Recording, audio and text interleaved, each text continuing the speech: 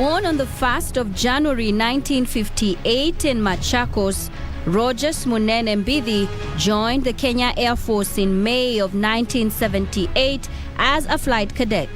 I happened to be somewhere in Machakos, so I said, okay, let me go and try. We're just looking for a job. Shortly after, in the same year of joining the military, 2 planes went down at donyo Sabuk, killing 5 Kenya Air Force pilots. That urgent need to replace those 5 pilots.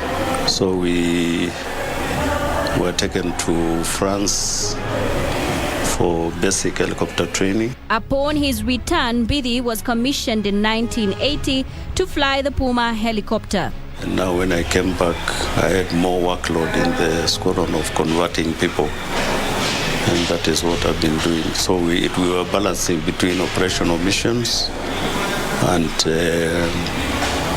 training. Mbithi rose through the ranks, becoming a lieutenant colonel and a commanding officer. We just continued with normal duties, instructing and doing operational missions. In October of 1992, 100 miles into Somalia, he was captured and taken hostage by militia in Malda during a rescue mission.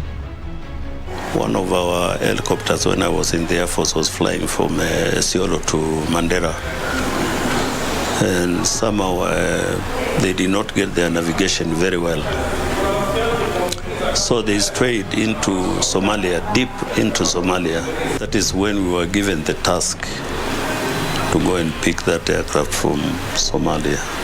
Their plan to trace, start up, and lift off the plane in a quick takeoff was successful. We said we just lift off at the same time and blow a lot of dust. They will not know what we are doing. But something happened. We could not take off because one of us was still outside. And we said if we leave this one here, we'll just be butchered. And when we get back to Nairobi, we just go straight for court-martial. So what do we do? Mbithi communicated to Nairobi on the inbuilt aircraft radio that they had been captured.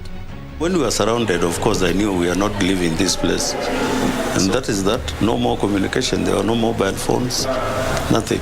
When the dust settled around their plane, Mbithi and crew were surrounded by armed militia. Some with the live grenade, others, of course, guns were ready. And we were ordered to shut down, get out of the aircraft on our knees. We were taken to a technical, these vehicles of theirs. And for 30 minutes, we were driven around that town in a very crazy manner. And then we were dumped in a very dark room someplace. Hours later, a sigh of relief came after diplomatic intervention happened and the entire crew was released.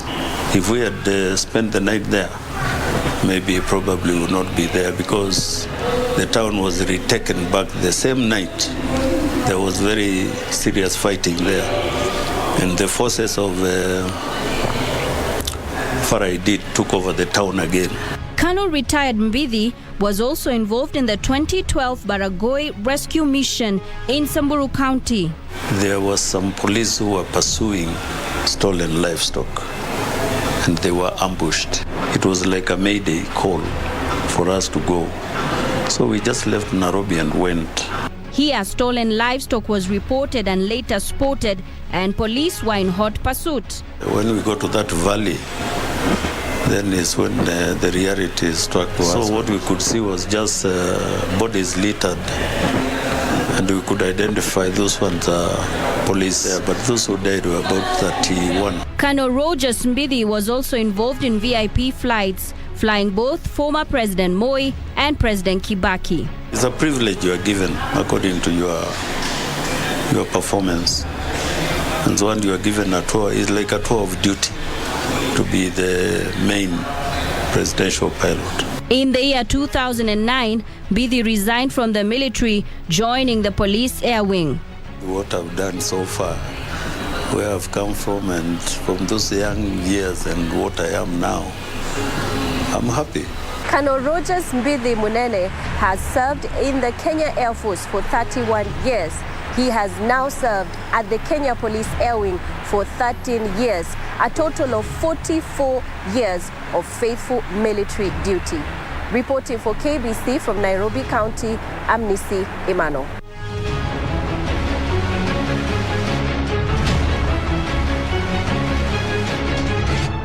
Colonel Rogers there coming into the scene when 2 military planes crashed at donyo, Sabuk in 1978.